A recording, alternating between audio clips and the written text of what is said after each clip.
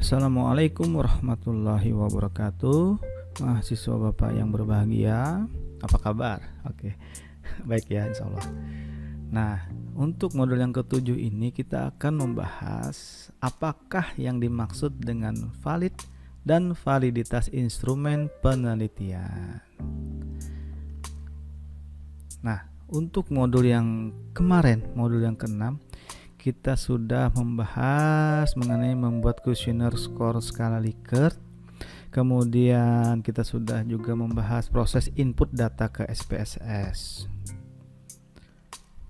Nah, untuk kita ketahui bersama bahwa angket kuesioner ini adalah alat kita atau instrumen kita untuk mengumpulkan data penelitian.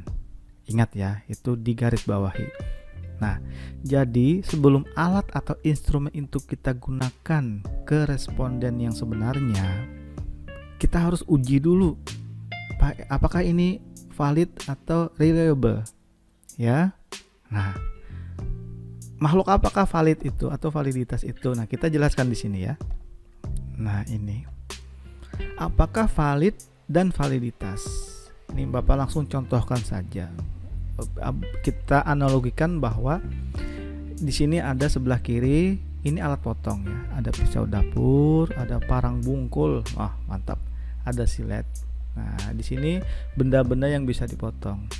Cuma pertanyaannya adalah apakah pisau dapur ini pas memotong pohon, ataukah parang bungkul ini pas memotong pensil, dan atau silet ini apakah pas untuk memotong bawang.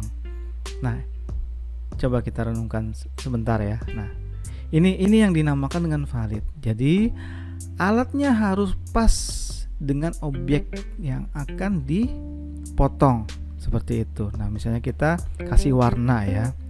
Coba ini, yang ini Bapak kasih warna biru.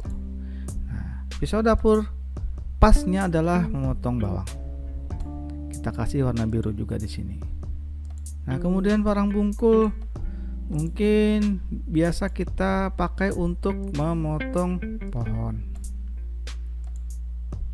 Nah, kemudian silet biasanya kita gunakan untuk meraut pensil, walaupun sekarang jarang banget ya kita pakai pensil. Nah, ini yang dimaksud dengan valid, mahasiswa yang berbahagia ya. Valid itu adalah alat ukurnya pas dengan objek yang diukur, atau kalau contohnya ini adalah alat potongnya adalah pas dengan benda yang dipotong. Ini yang dinamakan valid. Oke. Nah, kemudian untuk validitas. Nah, uji validitas berguna untuk mengetahui kevalidan ya, atau kesesuaian instrumen atau angket kuesioner dalam mengukur dan memperoleh data dari responden. Ya, seperti itu. Paham ya? Insya Allah paham. Oke, kita lanjutkan. Nah, ini angket atau kuesioner kita yang berkualitas adalah yang valid dan reliable. Kita membahas valid dulu aja deh. Reliable nanti modul selanjutnya ya. Oke. Nah, ini adalah cara kita menguji validitas item kuesioner kita, ya.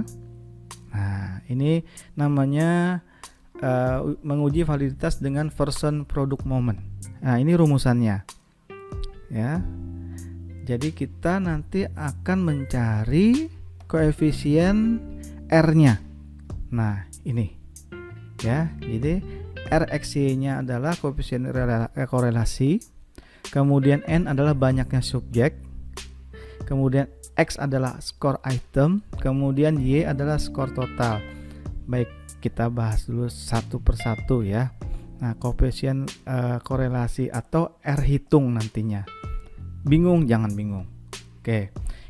Kita akan menguji kepada 20 responden dulu. Jadi nanti banyaknya N adalah 20 orang, 20 responden ya. Oke. Nah, judul yang kita pakai sama seperti modul yang sebelumnya. pengaruh antara persepsi dan tingkat kepercayaan nasabah terhadap partisipasi program kemitraan bank FDIK. Ingat lagi, variabel persepsi, variabel kepercayaan, variabel partisipasi. Ini variabel bebasnya ada 2, persepsi dan kepercayaan. Variabel terikatnya adalah partisipasi. Nah, itu terus diingat ya. Oke. Nah ini yang kita jelaskan tadi ya. Jadi yang akan kita uji validitasnya adalah 3 instrumen atau alat dari angket variabel persepsi, angket variabel kepercayaan, angket variabel partisipasi. Nah, bentuk angketnya kalau misalnya lupa seperti ini. Nah, seperti ini. Kemarin ada pertanyaan, angket itu bisa jadikan satu atau masing-masing. Itu tergantung dari banyaknya pertanyaan, atau tergantung dari pas momen-momen apa angket itu akan dibagikan. Ya. Oke, ini bentuk angketnya ya. Nah, kita balik lagi ke sini. Nah, di dalam kesempatan ini kita akan menguji salah satu instrumen atau alat. Ya, kita akan menguji angket kuesioner variabel persepsi. Ini prinsip uji validitas dengan mengkorelasikan skor masing-masing item kuesioner dengan skor total jawaban responden. Nah, jadi begini, mengkorelasikan item-item pertanyaan ini dengan jumlah total dari kuesionernya, ya, itu ya. Baik, kita ke SPSS dulu. Kita buka SPSS dulu. Nah, ini biar menyingkat waktu, Bapak sudah menginputkan variabel view. Jadi di sini ada 8 item kuesioner ya. 8 item kuesioner. Kemudian di sini yang ke-9 adalah totalnya ya. Nah, coba kita buka di Excel-nya. Nah, data Excel ini adalah hasil dari pernyataan responden ya. Ini yang kita ambil baru ini ya, baru yang ini. Nah, karena variabel ini tadi variabel view-nya sudah Bapak bikin, maka kita tinggal menginput data view-nya sini ya. Oke, tinggal kita copy, kemudian kita pastekan ke sini. Oke. Nah, selesai. Oh ya, jangan lupa bahwa pas kita membuat variabelnya tadi, cukup kita menginputkan nama-namanya saja. Nah, kemudian kita nolkan desimalnya. Yang lainnya default aja, nggak usah kita utak-utik ya. Kayak value biarkan saja. Oke. Nah, sudah sampai di sini. Kemudian prosedurnya bagaimana? Input data dulu. Kita analisis data dengan person product moment ya. Nah, di menu bar ada analyze, kemudian kita klik, kemudian kita cari yang correlate, kemudian kita cari yang bivariate karena kita menggunakan product moment ya. Nah, kemudian data yang sebelah kiri kita select semua, kemudian kita pindahkan ke variabel sebelah kanan. Nah, yang kita cari adalah korelasi koefisiennya, koefisien korelasinya ya, yang person. Nah, kemudian kita oke. Nah, inilah tabel korelasi dari data yang kita inputkan tadi dan sudah dianalisa. Oke, nah sekarang kita, sebelum kita baca ini, kita kembali lagi ke sini dulu. Oke. Nah, cara menentukan valid atau tidak validnya suatu item kuesioner yaitu dengan satu, membandingkan nilai R hitung dengan R tabel ya. R hitung dengan R tabel. Nah, di sini kita sudah mempunyai distribusi nilai R tabel, signifikansi, 5% dan 1%. Nah, tabel ini bisa kalian download di internet, banyak ya. Nah, N kita adalah 16 orang ya. Kemudian levelnya adalah 5%, maka R tabel kita adalah 0,497. Nah, seperti ini ya. N sama dengan responden sama dengan 16 orang, nilai R tabelnya 0,497. Oke, kemudian kita lihat di sini dulu. Tadi kita lihat ya, biar PN1 atau persepsi nasabah untuk item kuesioner 1, person correlation-nya adalah 0,808.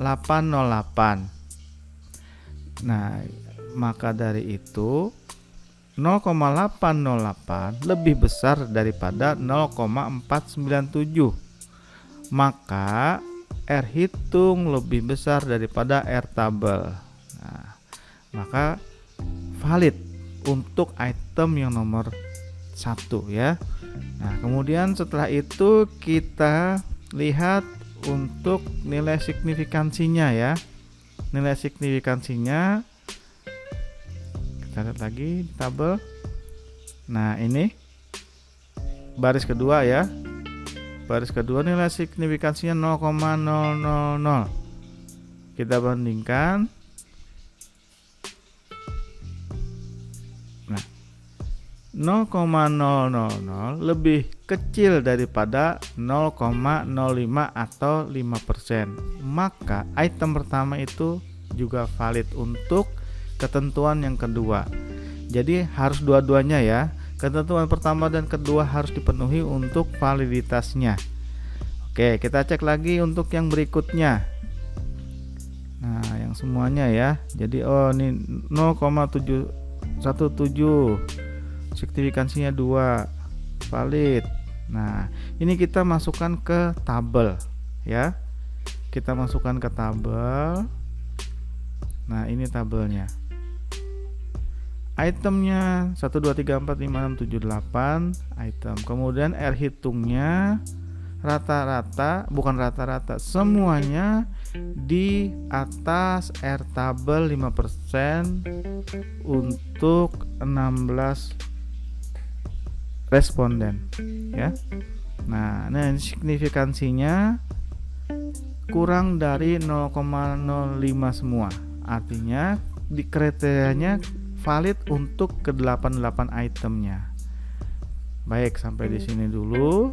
Terima kasih. Semoga bermanfaat. Assalamualaikum warahmatullahi wabarakatuh.